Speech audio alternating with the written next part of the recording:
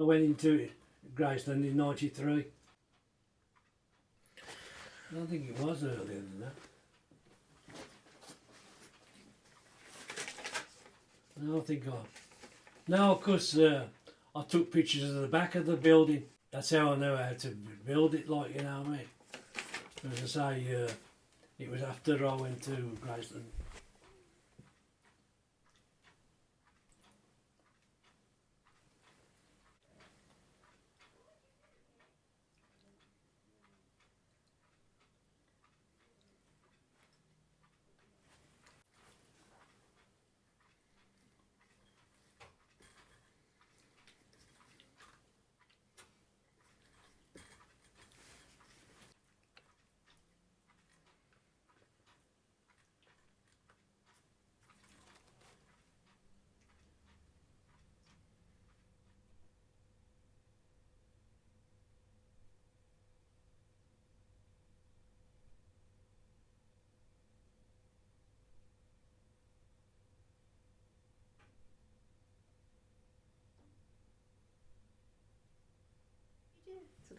We're both primary teachers, so we both taught in Samuel schools throughout our career, really. He took early retirement at 52.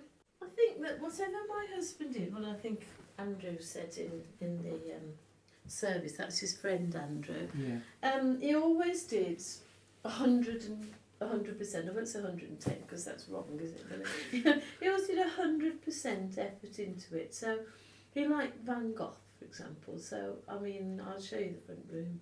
And it's just covered in Van Gogh pictures. It is ripped out of magazines, pictures, and some that he's painted, and plus some of his own paintings. And he just used to frame them and put them up.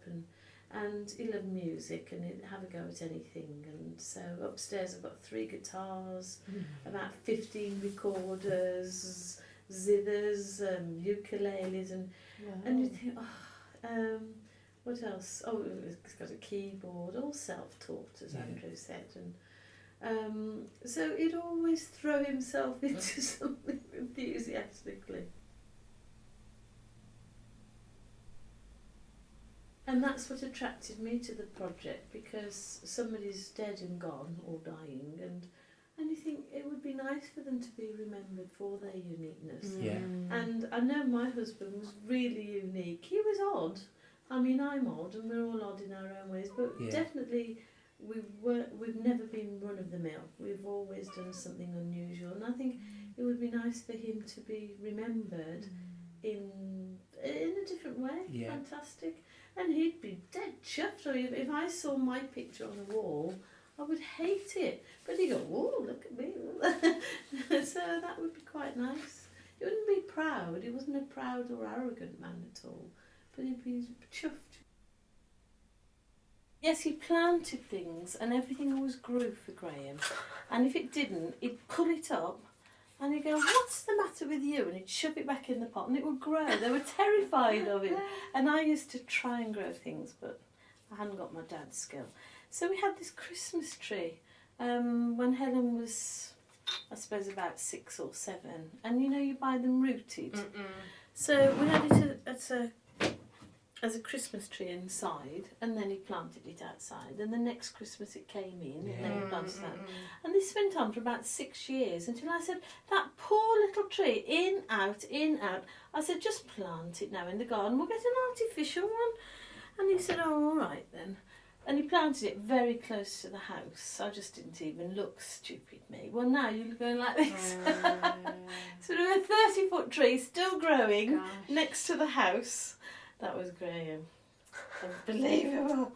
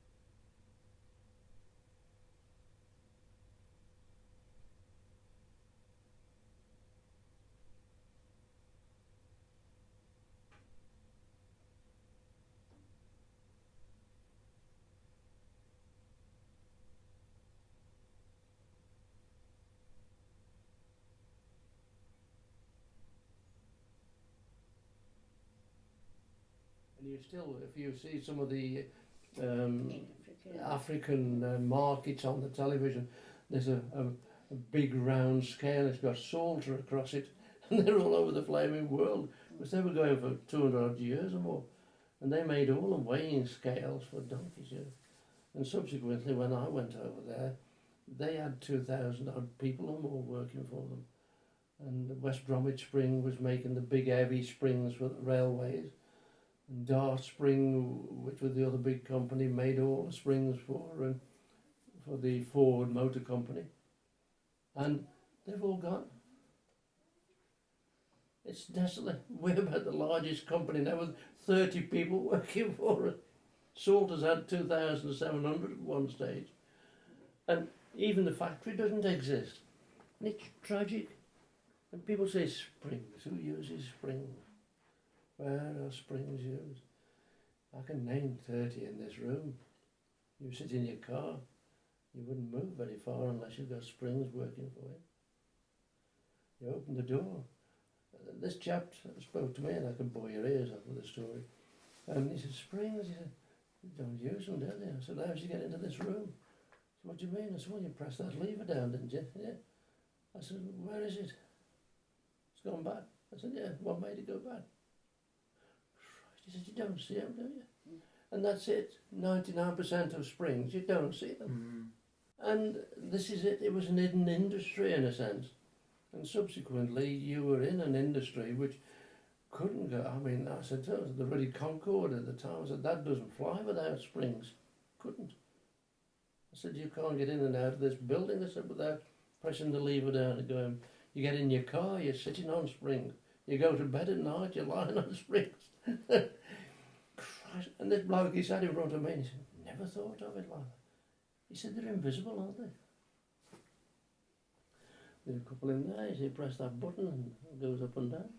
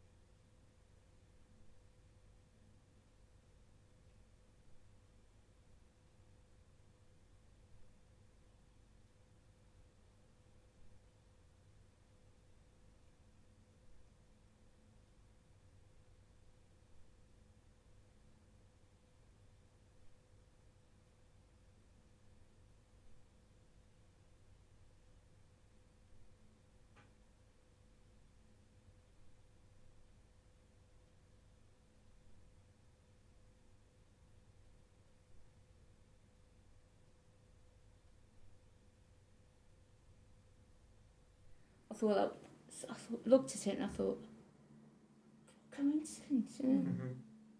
Yeah, I was slimmer and younger then, so... Oh, big difference there. Yeah, it is, isn't it? Yeah. I mean, when you consider that that's what I was like once, you know? Yeah. I thought, my God. I thought, was I ever that thin? Yeah. 25 years ago.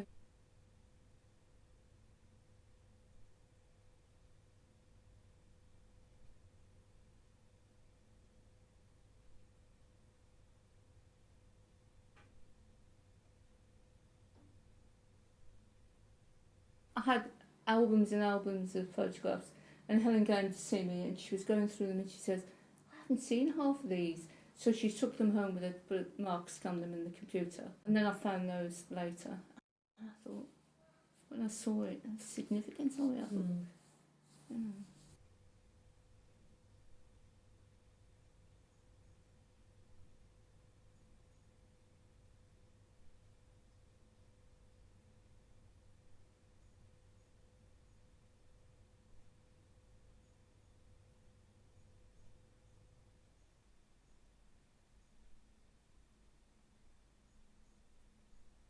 I was at work and one of the girls said, you know, we've been talking about emigrating. I said, oh, have you? You know, yeah. And she was talking about it, and then I got home and I was talking, and I said, oh, because they were named Joyce and Ray, the same as us, you know. And I said, we've been talking about emigrating. He said, have you? And yeah.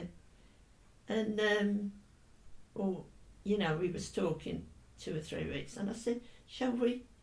He said, well, I was frightened to say, you know, he said, because he knew how close I was to my mum, you know. But he said, yeah, we could give it a go. If we didn't like it, we can come back. People travel now, what's it, but everything was so different. But 4 days before I was due to fly, me and my mum went to the Orient at 6 Ways, you might know, yeah. But Picture House, to see Doris Day. And I always remember it because it was que sera, sera. She said, whatever will be, will be. And as I sat there, you know, I thought, I don't want to go back now.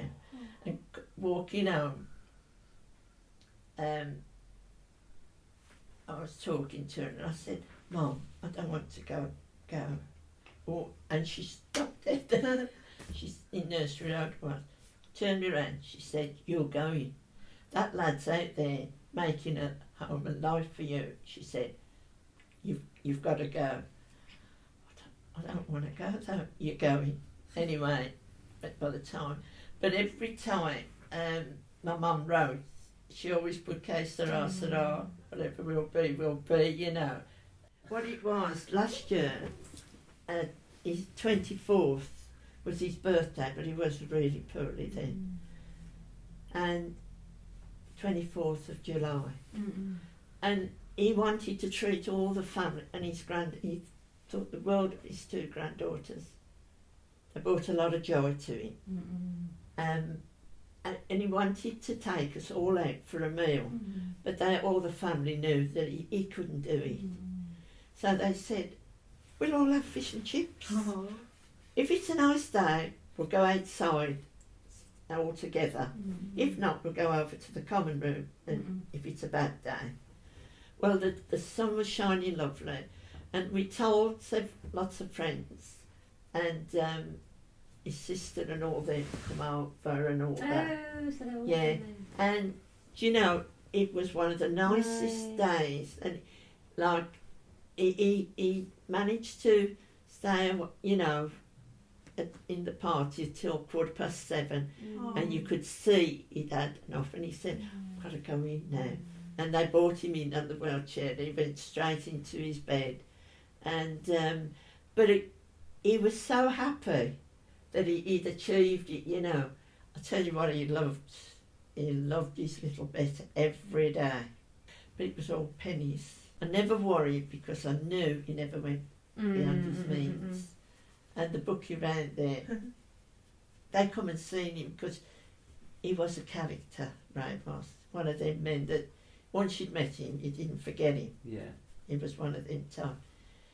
He loved to joke, but he would never tell a dirty joke. And if anybody in any company with women didn't like, and he'd say, he wouldn't hesitate, you know. I think that's enough, don't you? He'd say. And he was a whistler. Everybody on the site said how they'd missed his whistling. He whistled from the time he got up to, and I used to say, right, I don't mind you whistling, and I'd love to hear it now though. But change your tune.